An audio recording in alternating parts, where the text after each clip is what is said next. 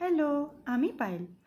আজকে সকাল থেকে এরকম ওয়েদার দেখে বেরোনোর ইচ্ছাটাই চলে গেছিলো, কিন্তু সত্যি অনেক দিন পরে প্ল্যান হয়েছিল, তাই ক্যান্সেল করতে তো ইচ্ছা করছিল না। তাই বৃষ্টি হচ্ছে দেখেও ভাবলাম না, যা করে হোক হলেও বেরোবো।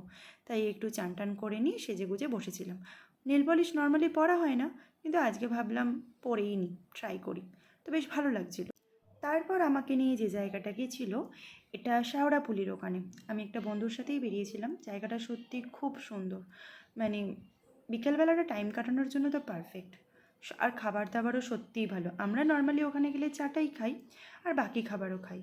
আর তারই পাশে আরেকটা রেস্টুরেন্ট ছিল, নামটা ঠিক মনে পড়ছে না। ভিডিওতেই ছিল, ভুলে গেছি নামটা। এখানের তন্দুর ধাবা, এক্সপ্রেস ধাবার পাশেই।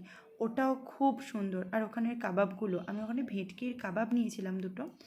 জাস্ট টেস্ট দুটো অসাধারণ। আমি বেশি খাইনি, কারণ পরে আমি আরেকটা খাবার খাবো বলে। আর বাইরের জাস্ট ভিউটা দেখো, হালকা হালকা বৃষ্টি পড়ছিল, দারুণ। আমি বেশি তন্দুরি খাইনি, কারণ আমার নেক্সট টার্গেট অন্য খাবারে ছিল। তাই যেমন কথা তেমন কাজ, আমরা দুজনে বেরিয়ে পড়লাম। এত ভালো লাগছিল, ওয়েদারটা জাস্ট ওয়াও ছিল। কখন যে সময় কেটে গেছে আমরা বুঝতেই পারিনি। তারপরে এই যে রোল, জাস্ট দারুণ। হ্যাংলা বলে একটা শ্রীরামপুর স্টেশনের কাছে দোকান আছে, দারুণ।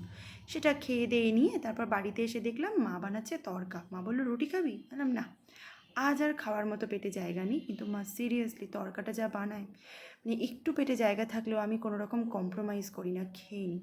দারুণ।